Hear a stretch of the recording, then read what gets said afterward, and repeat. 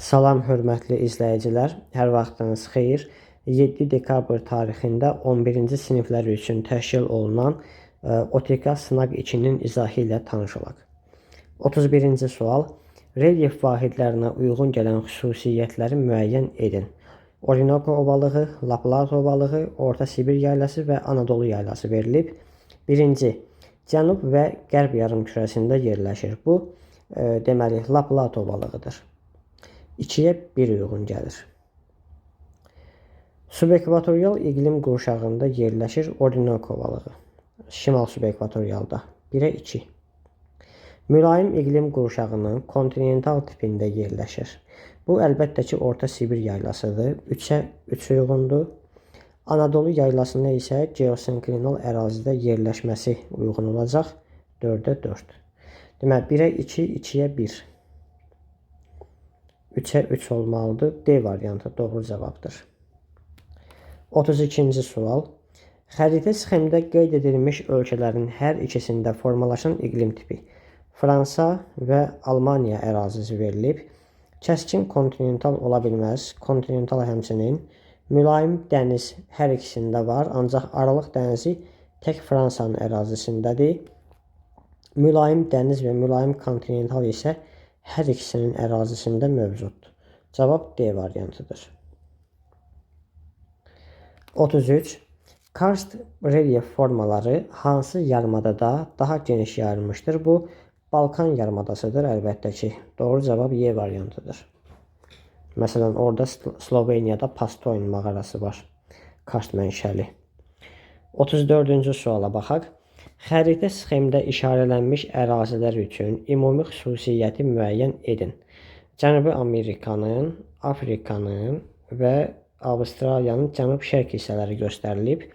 Cavan dağlar yerləşir, yanlışdır. Passat küləklərinin təsirinə məruz qalır. Xeyr, tropiklərdən cənubda yerləşdiyi üçün əksəriyyətində passat küləklərinin təsiri olmayacaq. İsti okean cəryanları iqliminə təsir edir. Bu doğru cavabdır. Məsələn, isti Braziliya cəryanı, Mozambik cəryanı və Şərqi Avstraliya cəryanı. Hər üçü isti okean cəryanlarıdır. Cavab C variantı. 35. Ərazidə mümkün buxarlanmanın kemiyyəti 1800 mm, rütubətlənmə əmsalı 1,5 olarsa, əraziyə düşən illik yağıntının miqdarını hesablayın. Rütubətlənmə əmsalının düsturu belədir. Yağıntı bölünsün buxarlanmaya. İndi bizə buxarlanma və rütubətlənmə əmsalı verilib. Yerinə qoysaq 1,5 bərabər olur. Yağıntı bölünsün 1800. Buradan yağıntı bərabər olacaq. 1800 vurulsun 1,5. O da bərabərdir 2700-ə. Doğru cavab B variantıdır. Yağıntı 2700 mm bərabər olur. 36-cı sual. Yay gündönümü günü gündüzün uzunluğu daha çox olan məntəqələri müəyyən edin. Yay gündönümündə, yəni 22 iyun tarixində Günəş şimal tropikində zenit vəziyyətindədir. Şimal tropikindən 22 iyun tarixində şimala doğru getdikcə gündüzün uzunluğu artır, cənuba doğru gəldikcə gündüzün uzunluğu azalır. Bizdən də gündüzün uzunluğunun daha çox olduğu məntəqələr istənildiyi üçün 1 və 6-nı götürə bilərik. Doğru cavab B variantıdır. 37. Qara dəniz sahillərində yerləşən dağlar. Bura, deməli, Qafqaz dağlarını, Pont dağlarını və Krım dağlarını götürmək olar. Doğru cavab Y variantıdır. 1, 4 və 6. 38. Yanlış fikri müəyyən edin. Orta Sibir yaylasının şərqində Verxoyansk silsiləsi yerləşir. Doğrudur.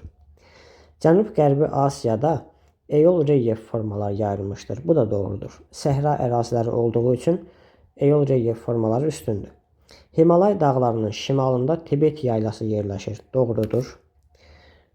Pamir dağlarının ən hündür zirvəsi Nepalın ərazisindədir. Pamir dağlarının ən hündür zirvəsi Kongur, 7719 metr hündürlüyü var və Çin ərazisindədir. Nepalın yox. Ona görə D doğru cavab olacaq.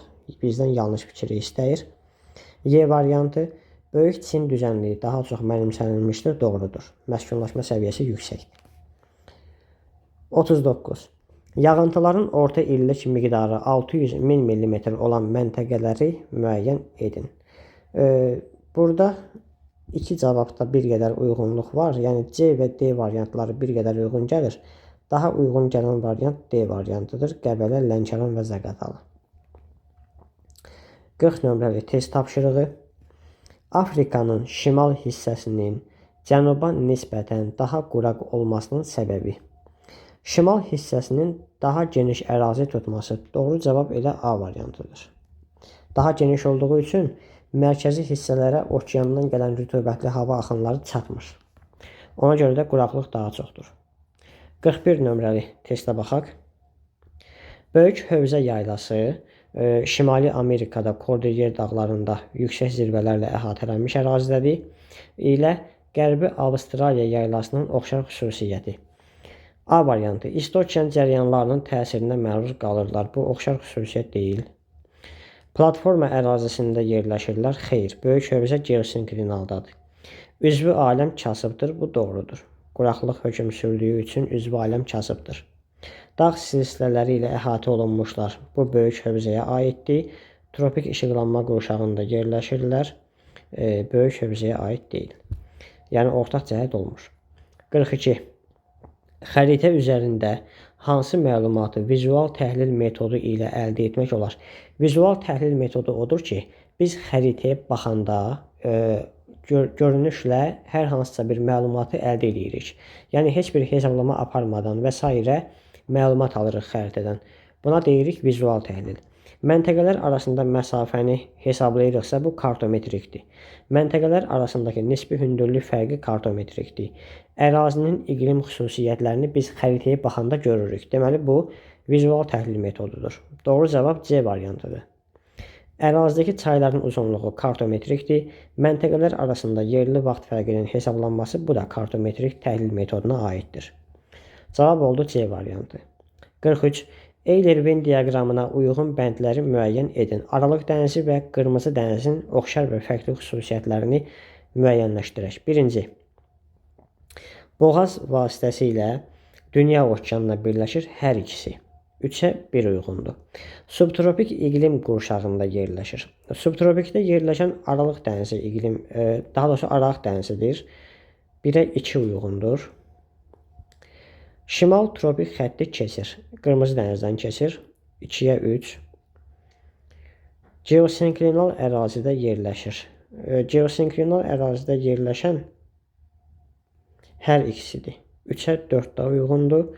3 qitənin sahillərini yuyur. Aralıq dənizi 2-yə 5. Daha doğrusu 1-ə 5. Mərcan mənşəli adalara rast gəlinir. Qırmızı dənizdə 2-yə 6. Deməli, birinciyə 2 və 5. İkinciyə 3 və 6. Üçüncüyə də 1 və 4. Cavab B variantıdır. 44.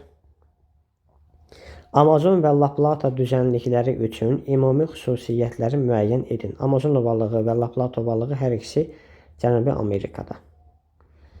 1. Denudasiya prosesləri üstünlük təşkil edir. Ovalıq olduğu üçün burada akkumulyativ proseslər üstündür. Bir yanlışdır. Ortaq cəhət deyil. 2. Relyefdə 4-cü dövr buzlaşmasının izləri müşahidə edilir. Xeyr. Formalaşmasında çayların rolu böyükdür. Doğrudur. Amazon ovalığı deməli Amazon çayının, La Plata ovalığı isə Parana çayının gətirdiyi çöküntülər əsasında formalaşmışdır. Hamar relyefə malik olan alluvial düzənliklərdir. Doğrudur. 5. Platformanın qalxan hissələrinə müvafiq gəlir. Ovalıqlar qalxan hissə deyil. Seismik cəhətdən sabit ərazidir. Doğrudur. Cavab 3, 4 və 6. Doğru cavab C variantıdır. 45-ci sual. Uyğunluq pozulmuşdur. Şəkillərin birində vulkan, digərində isə mərcan mənşəli ada göstərilib. 3. Havay adaları vulkanik mənşəlidir. 5. İslandiya vulkanik mənşəlidir. Ancaq 4-də Newfoundland adası vulkanik mənşəli deyil. Uyğunluq burada pozulub. İkinci şəkildə deməli bu ərazi vulkanik neymiş? Deməli, mərcan mənşəli adalardır. Bir doğrudur. Ancaq ikidə Kalimantan adası materik mənşəli adadır. Ona görə ikidə uyğunluq pozulub. Doğru cavab 2 və 4'dür. C variantı. 46. Dünyanın əsas daş kömür yataqları yerləşən ərazilərini müəyyən edin. Mərkəzi Afrika xeyr. Appalas dağlarını götürürük. Orta Sibir yaylasını götürəcəyik. Bir də Böyük Çin düzənliyi. Doğru cavab 2, 3 və 5'dir. 47-ci sual. Miqyası 1 bölünsün 300 min olan xəritədə uzunluğu 15 cm olan yolun uzunluğu miqyası 500 min olan xəritədə neçə santimetr olar? Əvvəlcə birinci xəritədə həqiqi məsafəni müəyyənləşdirək. Miqyası izahlaya çevirsək olacaq 1 santimetrdə 3 kilometr, 15 santimetrdə də x kilometr. Buradan x bərabər olur 3 vurulsun 15 bərabərdir 45 kilometr. Deməli yolun uzunluğu 45 kilometrdir. Görək ikinci xəritədə bu yol neçə santimetrdir? İkinci xəritənin miqyası olur 1 santimetrdə 5 kilometr. X santimetrdə isə yolun uzunluğunu yazırıq 45 kilometr. Buradan x bərabərdir 45 bölək 5. O da bərabər olacaq əlbəttə ki 9 santimetr. Doğru cavab D variantıdır. 48. Coğrafi uzunluğu 3-cü saat qurşağının orta meridianından 45 dərəcə qərbdə yerləşən şəhəri müəyyən edin. Əvvəlcə 3-cü saat qurşağının orta meridianını tapaq. Saat qurşağının orta meridianını tapmaq üçün qurşağın göstəricisi 15 dərəcəyə vurulur. Yəni 3'ü vururuq 15'ə, olur 45 dərəcə şərq uzunluğu. Buradan 45 dərəcə qərbə getsək, 45 çıxasın 45 bərabər olur 0 dərəcəli uzunluq. Yəni Greenwich meridianına çatmış olarıq. Və burada yerləşən şəhər də əlbəttə ki London şəhəridir. Doğru cavab Y variantı. 49. Xəritə sxemdə ştrixlənmiş ərazilərdə yayılmış iqlim tipini müəyyən edin. Bu ərazilərdə yayılan iqlim tipi əlbəttə ki mülayim isti iqlim tipidir. Cavab B variantıdır. 50. Əlamətlərin aid olduğu okean cərəyanını müəyyən edin. Sakit okeanda yerləşir. Asiya qitəsinin iqliminə təsir göstərir. Deməli Asiya sahillərindədir. Yağıntıların miqdarını artırır. Buradan belə nəticəyə gəlirik ki, isti okean cərəyanıdır. Və bu da Kurosio cərəyanıdır. Doğru cavab C variantı olur. 51. Xəritə sxemə əsasən fiziki aşınmanın intensiv olduğu məntəqələri müəyyən edin. Fiziki aşınma bilirik ki, adətən isti quru ərazilərdə daha intensiv olur. 1. Rütubətlidir, çıxırıq. 5 həmçinin götürəcəyik deməli 2-ni, 4'ü və 6-nı. Üst nömrəli məntəqədə əlbəttə ki rütubətlidir. Doğru cavab C variantıdır. 52. Temperaturu 30 dərəcə olan 1 kubmetr havanın nisbi rütubətliliyi 65% təşkil edir. Temperatur 10 dərəcə aşağı düşərsə, havanın nə qədər rütubət itirdiyini hesablayın. 30 dərəcə temperaturda bilirik ki, 1 kubmetr hava 30 qram su buxarı saxlayır. Tərkibində nisbi rütubətlik isə 65%-dir. Yəni 65%-də rütubət var. Görək nə qədər rütubət olacaq. 30'u vururuq 65'ə, bölürük 100'ə. Bərabər olur 19,5 qram. Deməli, hal-hazırda havanın tərkibində 19,5 qram rütubət var. Temperatur 10 dərəcə düşəndə olur 20 dərəcə Selsi. Və 20 dərəcə temperaturda hava 17 qram su buxarı saxlaya bilər maksimum. Ancaq havanın tərkibində 19,5 qram var. Bunun 17 qramını hava saxlayacaq. Qalan 2,5 qram isə yağıntı şəklində yerə düşməlidir, yəni itirilməlidir. Doğru cavab olacaq C variantı itirilən rütubətin miqdarı 2,5 qramdır. 53. Okeanda dərinliyi 7500 metr olan çökəkliyə exolotdan göndərilən səs siqnalı neçə saniyə sonra qəbul edilir? Bilirik ki, səs siqnalı 1 saniyədə 1500 metr məsafə qət edir. 7500-ü 1500-ə bölsək qalır 5 saniyə. Yəni 5 saniyə müddətində səs dalğası okeanın dibinə çatır. Növbəti 5 saniyədə geri qayıdılır və qəbul edilir. Deməli, toplamda 10 saniyə vaxt lazım olacaq. Doğru cavab 10 saniyədir. 54-cü sual. Dəmir filizi yataqlarını müəyyən edin. Göydərə xromit yatağıdır. Hamançay dəmir filizidir. Daşkəsən də dəmir filizidir. Dəmiroğlu da dəmir filizi yatağıdır. Ağyataq civə yatağıdır. Kastaq isə polimetal yatağıdır. Doğru cavab 2, 3 və 5. 55-ci sual. Koreya yarımadasına aid olan xüsusiyyətlər. Yağıntıların çox hissəsi ilin soyuq dövründə düşür. Bu yanlış fikirdir. Musson iqlim şəraitində olduğuna görə yağıntıların əksər hissəsi yay aylarında düşür, yəni isti dövrdə düşür.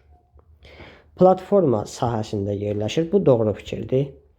Fəaliyyətdə olan vulkanlar yayılmışdır. Yanlışdır. Platformada fəaliyyətdə olan vulkan yerləşmir. Şimal mülayim işıqlanma qurşağında yerləşir. Doğrudur. 6. Yapon dənizi və Siam körfəzi ilə əhatə olunur. Yanlışdır. Daha doğrusu 5 yanlışdır. 6. Ərazisində musson iqlim tipi müşahidə olunur. Doğrudur. Cavab 2, 4 və 6-dır. 56. Doğru fikirləri müəyyən edin. Norveç, Bering, Oxot və Yapon dənizləri bioloji ehtiyatlar ilə zəngindir. Doğrudur. 2. Cənub-Şərqi Asiya ölkələri daha çox şirinləşdirilmiş okean suyundan istifadə edir. Xeyr, bura Cənub-Qərbi Asiya aiddir. 2-ni çıxırıq. 3. Namibiya sahillərində almaz hasil edilir. Doğru fikirdir. Şimal dənizi sahilləri zəngin daş kömür ehtiyatlarına malikdir. Daş kömür yox, neft ehtiyatlarına malikdir. Hazırda Hind okeanı dəniz yük daşımalarında birinci yeri tutur. Yanlışdır. Atlantik okeanı birinci yerdədir, Sakit okean ikinci yerdə. Süveyş və Panama kanalları dəniz nəqliyyatında mühüm rol oynayır. Bu da doğru fikirdir. Cavab olur 1, 3 və 6-cı bəndlər. 57. Uyğunluğu müəyyən edin. 1-ci Ərəbistan litosfer tavası. 2-ci Naska litosfer tavasıdır. Onlara uyğun gələn xüsusiyyətlərə baxaq. Materik tipli yer qabığına malikdir. Bu Ərəbistan litosfer tavasıdır. 1-ə A uyğunludur. Həm materik, həm də okean tipli yer qabığına malikdir heç biri. Okean tipli yer qabığına malikdir Naska. 2-yə C. Cənub-qərb istiqamətində hərəkət edir. Bunların heç biri cənub-qərbə doğru hərəkət etmir. Sakit okean odlu həlqəsinin formalaşmasında iştirak edir. Naska litosfer tavası 2-yə həm də Y uyğundur. Cavab oldu 1-ə A, 2-yə C və Y. Situasiyaya baxırıq. Bakı və Abşeron yarımadasının palçıq vulkanları qrupu Dövlət Təbiət Qoruğuna daxil olan Otmanbozdağ palçıq vulkanı Azərbaycanın ən iri və ən fəal palçıq vulkanlarından biridir. Vulkan sonuncu dəfə 11 oktyabr 2025-ci ildə püskürmüşdür. Püskürmə gücü alovla müşahidə olunmuşdur. Vulkan hündürlüyü 400 metrə çatan konus şəklindədir və onun zirvəsində diametri 300 metr olan vulkan krateri yerləşir. Vulkanın dik yamacları dərin yarğanlarla parçalanmışdır. 58-ci sual. Mətndə verilmiş vulkana aid olan xüsusiyyətləri cədvəldə yazın. Vulkanın yerləşdiyi tektonik struktur. Böyük Qafqaz qalxma zonası. Vulkanın yarandığı süxurlar, palçıq vulkanları ümumiyyətlə çökmə süxurlarda yaranır. İkinci hissəyə yazırıq çökmə süxurlar. Burada Böyük Qafqaz qalxma zonası. Üçüncü, vulkan püskürdükdən sonra səthdə bərkimiş material. Vulkanın axıtdığı palçıq kütləsi, yəni salzaq, səthə çıxandan sonra quruyur, bərkiyir və parçalanır. Ona deyirik brekçi. Vulkanın yamaclarında yaranmış relyef formalarının ümumi adı. Baxırıq ki, vulkanın yamacları dərin yarğanlarla parçalanmışdır və yarğanlar arid denudasyon relyef formalarıdır. Yəni o qrupa aiddir. Arid denudasiya. 59-cu sual. Mətndə verilmiş vulkan tipinin Azərbaycanda yayıldığı əraziləri müəyyən edin və bu tip bir neçə vulkanın adını yazın. Hər birinə aid ən azı 3 nümunə yazmaq lazımdır. Deməli, palçıq vulkanlarının Azərbaycanda yayıldığı ərazilərə Abşeron, Qobustan, Xəzər dənizinin şelf zonası, cənub-şərqi Şirvan ərazilərini misal göstərmək olar. Birinci bəndə bunlar yazırıq. İkinci bənddə isə bizdən bu tipdə, yəni palçıq vulkanlarının adlarını istəyir. Axtarma Paşalı, Torağay, Kənizdağ, Çeyildağ, Keyrəki və s. palçıq vulkanlarının adını da ikinci bəndə yaza bilərik. Növbəti sual 60 nömrəli test tapşırığı. Mətndə verilmiş vulkan tipinə aid xüsusiyyətləri cədvəldə yazın. Vulkanların yerləşdiyi ərazilərdə yayılmış faydalı qazıntılar. Palçıq vulkanlarının neftli qazlı ərazilərdə yayıldığını bilirik. Yəni bura biz neft və təbii qaz yaza bilərik. İkinci hissə vulkanların təsərrüfat əhəmiyyəti. Vulkanların təsərrüfat əhəmiyyətinə, yəni palçıq vulkanlarından söhbət gedir. Xəstəliklərin müalicəsində istifadəsini demək olar. Həmçinin də turizm məqsədi ilə istifadəsini də bura əlavə edə bilərik. Sualların izahı bu qədər. Sağ olun. Diqqətiniz üçün hər birinizə təşəkkür edirəm. Növbəti dərslərimizdə görüşənədək.